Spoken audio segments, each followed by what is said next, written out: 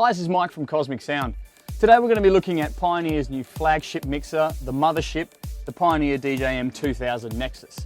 What we're going to be running through today is not specifically every part of the mixer. What I want to run through is more what's new with this new iteration of the 2000, and also some of the more practical features that I think make this probably the most powerful mixer on the market. Before we get into the new features, just a quick mention of the physical size of this is exactly the same as the DJM2000, so it's going to fit into all the same road cases. Everything is laid out physically in the same place, so really it's what's under the hood that's changed. So what's new? Well, we have a new master sync function, and this means that the DJM2000 Nexus with its Ethernet ports on the back can act as the master for all of your CDJs which are linked to it. This means you can set your beats per minute on the mixer and all of the CDJs will synchronize to that master clock. So to make this fly, what we're going to do is go into the sync master / MIDI section. By pressing this button, you'll see we get a new menu here where we can choose the mixer as our master tempo clock. And this will allow us to set the tempo of our session by simply pressing the screen here. So once this is set, so I've chosen 126 beats per minute, that means that every CDJ is going to synchronize to this tempo. If I change that, you can probably see here, the tempo is going up and down on each CDJ on the network. Now the cool thing about the whole Nexus line of products is they're all designed to talk to each other. Once we've got this network to a pair of CDJs and the CDJs are able to sync to the internal clock, we can really start having some fun.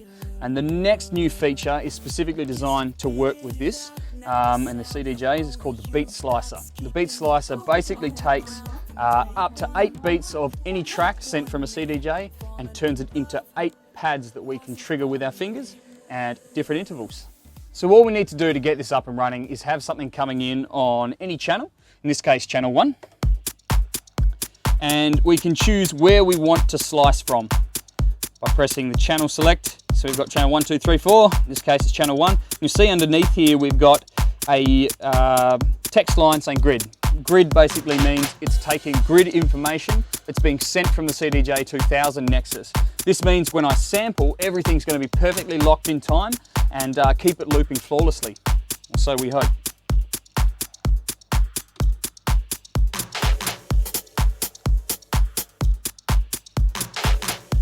So we've created a loop and now we can manipulate that loop in intervals, in different intervals.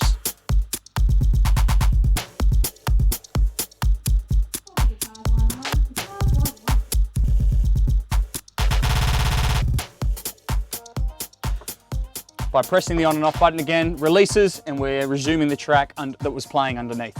You can customize a few of the settings here with the slicer. If we go into the little cog symbol here, we can choose the output channel. You don't necessarily have to have it coming through the same channel that you're sampling from. You can assign that to different channels, so whether that's channel 2, 3 or 4. This is going to give you that loop sampled on that channel, which you can manipulate independently of what's playing, which is really good. You can change your sequence length, so you've got 4 or 8 beats. I was running with 8 beats because that tends to be just that little bit extra that you need. And your synchronizing source can be from the channel, the sync master, or manually inputted. In this case, I've hit channel because it's coming from the CDJ. If I want to keep everything tightly locked together on that same sync clock, I'll just hit sync master, and then everything's going to be running at that aforementioned or foreset 126 BPM. So we've also got a sequence record function. This is going to allow us to record small phrases and performances over the top. So all I've got to do is actually take a loop.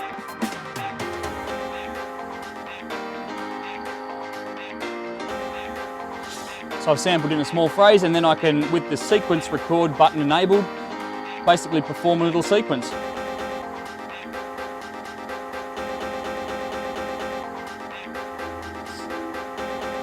So anything with tone in breakdowns, anything with a little bit of melody or melody changes, you can really add some unique performances here. So other than that, not too much else is new really. As I said, physically it's the same. What we have got is the P-Lock faders, so the ultra durable faders, which has come across from the DJM900, thank God for that. We've also got some new cool potentiometers on the top here. These look a little bit different, knobs a bit different. It all kind of matches the same sleek look as the 2000 Nexus so that they're going to fit alongside each other.